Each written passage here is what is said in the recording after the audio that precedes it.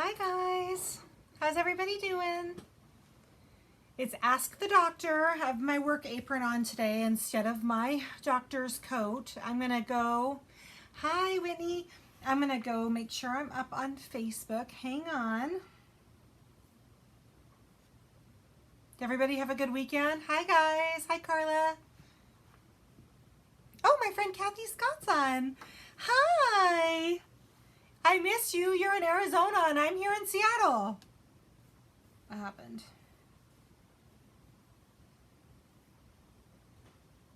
Okay. Goodness. Okay, let's see here. Make sure I'm up. It's a Monday. Does everybody feel like it? Oh, there I am. Good.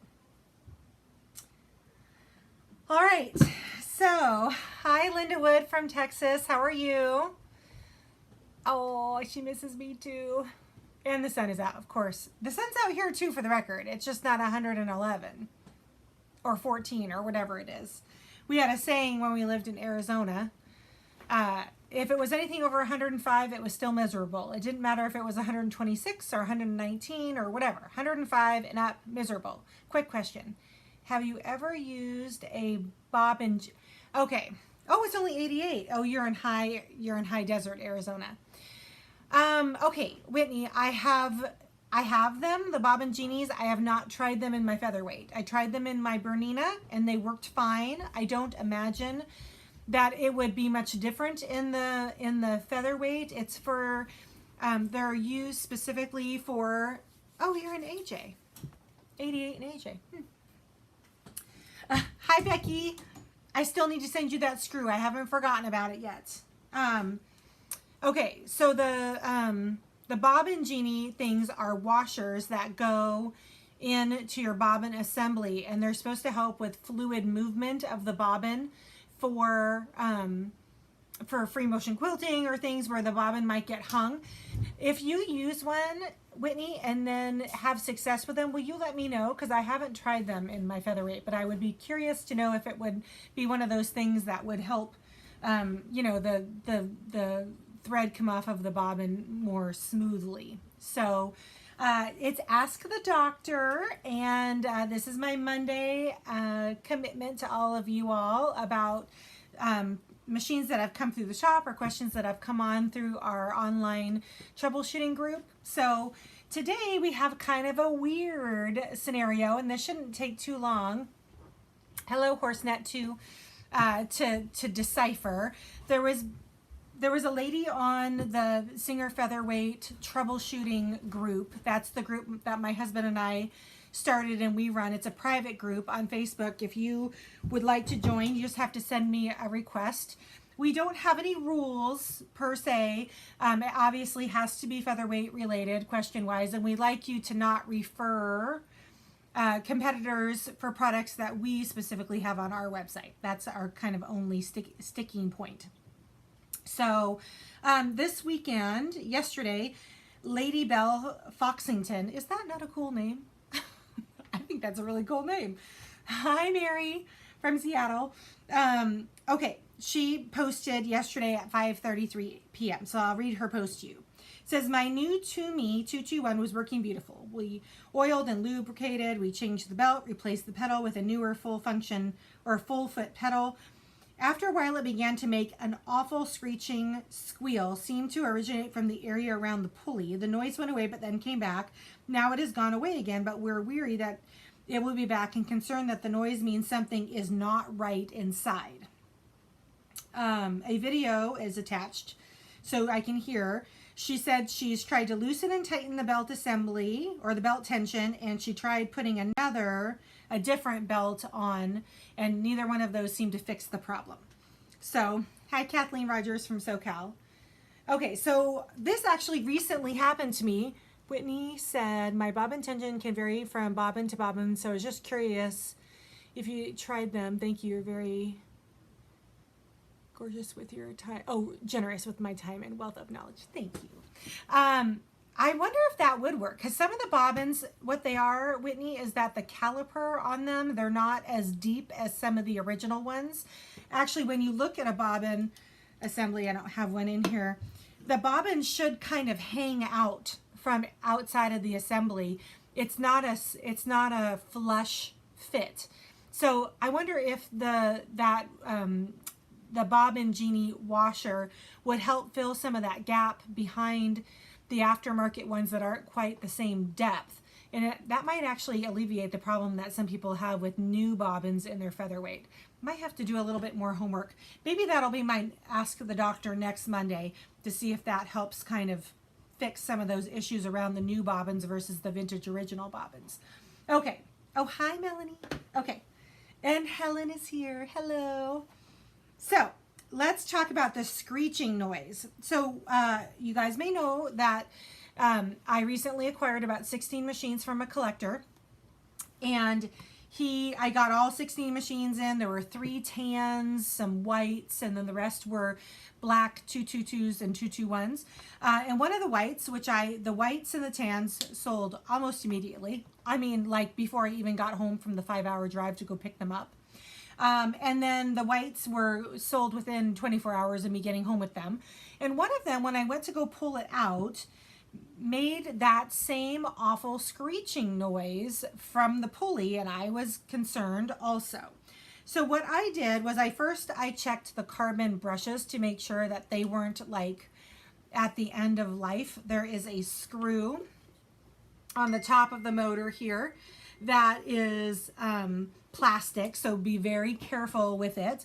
But if you unscrew that, and there's a carbon rectangle on the bottom of a spring, and you gently pull that out, make sure you're very careful how you pull it out, because it needs to be put back in the same way. As long as you have a good 1/4 inch or more of carbon brush left, it wasn't the brush, so that wasn't the problem with this white machine. What I landed up doing, I'm going to show you exactly what I did. I called my father-in-law, who does service for me in Arizona, and he is the one that gave me the suggestion. So can you see I tipped the machine on her faceplate? Hi, Nancy from Lake Stevens. And what I'm going to do is take this belt off so I can get access to this brush or this pulley as it enters the motor. So the first thing I'm going to do is I'm going to loosen this so it's a little bit wobbly, and then I'm going to take the little set screw. I'm going to loosen the set screw so that I can undo the silver knob, and then I'm going to take the washer off, making sure I make note of exactly how it came off. It needs to go back on the same way. And now I'm going to pull this off. This machine obviously has been serviced because it has a new belt on it. It's nice and stiff. Okay, now I can directly get to this pulley. What I landed up doing is putting a drop of oil in where the pulley goes into the machine. You actually technically should take this this end off so you can actually just get right to where the pulley goes in. I'm not going to do that tonight, but you can take this little end off. There's a little tiny set screw. The set screw has to go into the flat part of that pulley when you go to put it back on.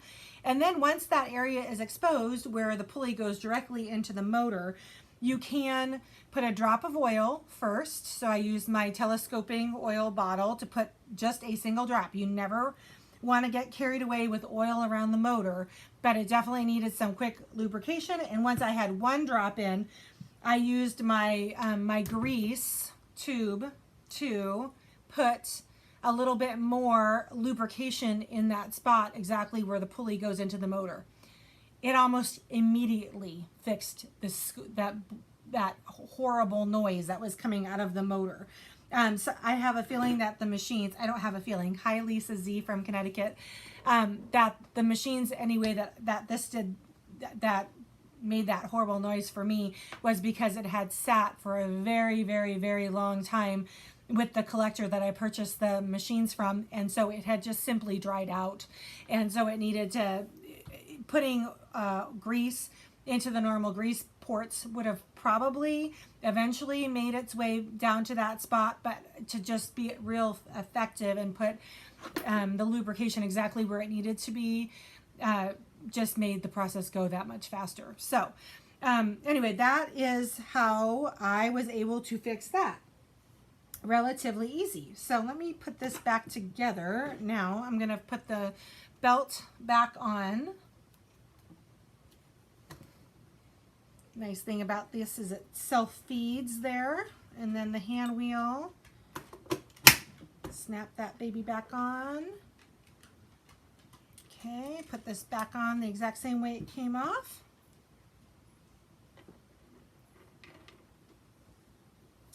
Okay.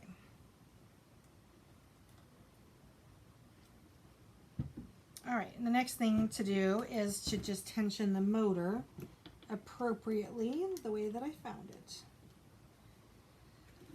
All right, problem solved. No more screechy motor. Trust me, you will know when it is doing that noise. It's awful. All right, so this is Darlene with Featherweight Doctor. I do appreciate you guys joining me this morning or this Monday afternoon here in the Seattle area. Wednesday, I'm pretty excited. I'm going to have an old friend join me for my Boss Babe Shop Talk. It's Kathy Reynolds from a Quilters Oasis in Mesa, Arizona. I taught there for years when we lived in the Arizona area. Kathy and I are going to get on and just catch up a little bit and see what we've all been doing during this crazy shelter at home time period. So that's Wednesday, and then Friday I should be right back here at the shop continuing work on my Tula Pink winter bed quilt. Probably still sewing half square triangles until I can't see straight. I'll be happy when this quilt is done. I'm really not a half square triangle person. At least they're really big pieces, so I see progress really fast.